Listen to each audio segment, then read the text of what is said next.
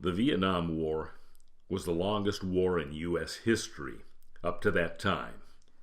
It was a battle between the richest country in the world and one of the poorest, between the most powerful industrialized nation on earth and a feudal society that had not even entered the industrial age. The war resulted in the deaths of over 58,000 Americans and an estimated 4 million Southeast Asians. It divided the U.S. as no event since the Civil War. It was the first war America ever lost. The war occurred in the context of the Cold War, the 45-year battle between the U.S. and the Soviet Union that began at the end of World War II. It involved a dizzyingly complex mixture of colonialism, nationalism, anti-communism, a foreign invasion, and a domestic civil war. Because the Vietnam War pushed so many of the hot buttons of the Cold War, it proved impossible for the U.S. to stay out. But for reasons we'll see later, it also proved impossible for the U.S. to ever win. This was the source of the quagmire and ultimately the tragedy of Vietnam. The U.S. couldn't manage to stay out, but it could never manage to win. Like all wars, the Vietnam War was a product of its time. From the late 1940s to the early 1990s, the world was ensnared in the Cold War. It was the titanic global battle between the U.S. on the side of capitalism and the Soviet Union representing communism. For various reasons, some innocent, but some self-serving, the U.S. had convinced itself at the beginning of the Cold War that it was already losing the war. It was the Soviet Union, after all, that had done the bulk of the fighting to defeat Hitler. It lost 70 men for every one the U.S. lost in World War II. And after defeating the German army at Stalingrad and pushing it back to Berlin, the Soviets ended up with control of more than 150,000 square miles of Eastern Europe. Poland, East Germany, Hungary, Czechoslovakia, Romania, Bulgaria. There was no way, short of nuclear war, that the U.S. was going to get them out. Even more sobering is that it was the Soviet system that won World War II. It wasn't the American free enterprise system. It was the Soviets' system of centralized, top-down command and control used by both the Soviets and the Americans that directed and won the greatest industrial enterprise in the history of the world, that is, World War II. More ominously still, in the Great Depression that had immediately preceded World War II, the capitalist system suffered a catastrophic global collapse from which it could not recover. World War II had masked the symptoms of that collapse by employing millions of workers and soldiers, but nobody knew what would happen once the war was over. When the assembly lines stopped pumping out the tanks and the ships and the airplanes, and when 3 million soldiers came home looking for jobs, would the economy simply fall back into another depression? Nobody could say, but the fears were very real. Those fears were compounded in that while the capitalist world was in depression, the Soviet economy had boomed. The U.S. economy grew a sluggish 27% over the decade of the 1930s. Over the same period, the Soviet economy grew 373%, more than 14 times as much. In fact, in just 40 years from the time of the Russian Revolution in 1917 to the Soviets' launch of Sputnik, the first ever satellite in space, in 1957, the Soviet Union carried out the most rapid, large-scale industrialization of any economy in the history of the world. Indeed, if there was a high point of American hysteria about the Soviets and communism in the Cold War, it was probably that Sputnik moment in 1957.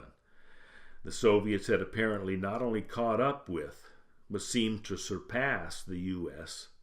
in scientific and military achievement. In other words, in light of its military record, its basic organizing system, its economic accomplishments, and even its scientific achievements, the Soviet aura of power and prestige at the beginning of the Cold War was at an all-time high. If the Cold War was to be a contest of rival systems, it was not at all clear at the outset that the U.S. and its system would prevail. And this worried the Americans. Now, to be sure, much of this was overblown. The U.S. was the only major combatant in World War II that had not been physically devastated. It enjoyed the protection of two vast oceans. Its economy was by far the largest and most dynamic in the world. It had the world's largest air force and navy, and held a monopoly on the atomic bomb. In fact, at the end of World War II, the U.S. was more disproportionately powerful relative to all other nations than was any country in the history of the world. Still, the Americans managed to convince themselves that they were at risk, and they responded accordingly. Part of the reason was the global movement of anti-colonialism that had begun at the end of World War II. For centuries, European powers had colonized the developing world. The U.S. itself had been a colony of Britain in the 1600s and 1700s. It threw off that yoke in its Revolutionary War. At the end of World War II, however, much of the world still remained as colonies under the domination of capitalist European states. These colonies had produced fabulous wealth for the European countries that controlled them, and the Europeans didn't want to give them up. But, like the U.S., these developing world colonies demanded independence, and they were going to have it, just as the Americans had. Between 1945 and 1965, more than 100 new nations came into existence through this national independence process. The fate of these former European colonies and who they would align with once they were free was perhaps the highest stakes conflict in the entire Cold War. These countries made up most of the world. They were in play, and this was where the Cold War would ultimately be won or lost. But from the beginning, it looked to be going badly for the U.S. India gained independence from Britain in 1947, but it immediately proclaimed itself socialist and put itself into the Soviet camp. Then, in 1949, when the communists won the Civil War in China, American fear turned into panic. The Soviet Union, India, and now China, together representing 4/5 of the land mass of Asia and more than half of all humans on the planet, had thrown in with the Soviet side. Momentum was going the wrong way for the U.S. It really looked to the U.S. like it was losing the Cold War. But worse was still to come. In many cases, the European imperial states would not give their colonies independence, and so the colonies had to go to war to achieve it, just as the Americans had in 1776. Indonesia fought a bloody war to secure national independence from the Dutch. Kenya fought an 8-year war with England to gain its independence. Angola fought the Portuguese for 13 years to win its freedom. And when they did go to war, since the capitalist European states wouldn't give them their freedom, the colonial states sometimes turned to the Soviet Union for help.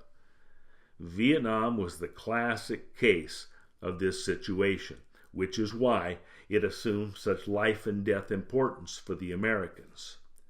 If Vietnam was successful in securing national independence through Soviet help, it would prove a very troubling precedent for other countries in the developing world.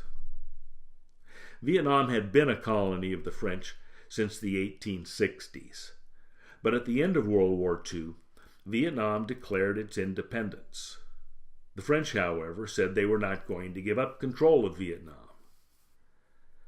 So, in February 1946, the president of Vietnam, Ho Chi Minh, approached the U.S. President Harry Truman asking for American help in evicting the French. The opening words to Vietnam's Declaration of Independence are known by every American. All men are created equal. They are endowed by their Creator with certain inalienable rights, and among these are life, liberty, and the pursuit of happiness. But Ho Chi Minh was a communist, so Truman turned him down and helped the French instead. And so, with nowhere else to go, the Vietnamese turned to the Soviets for help, to fight not only the French, but eventually the Americans as well. This was the original sin that poisoned the U.S. position in the eyes of the Vietnamese people. In their hour of greatest need, when they had come to the Americans for help, the Americans had helped their enemy instead. This is what prevented the Americans from ever winning the hearts and minds of the Vietnamese people. It's also what made Vietnam an all but schizophrenic dilemma for the United States. Would it honor its own history, its own founding values and ideals? After all, it had once been that small colonial outpost at the edge of civilization, seeking independence from the greatest power on earth to simply pursue its own destiny. Or would the U.S. betray those ideals and respond to its own partially self-induced paranoia with power and force? This was the context that, from the beginning, colored the entire course of the Vietnam War. It is what made it such a vexing dilemma for the United States. It is what made it impossible to sustain the will of its own people to fight the war.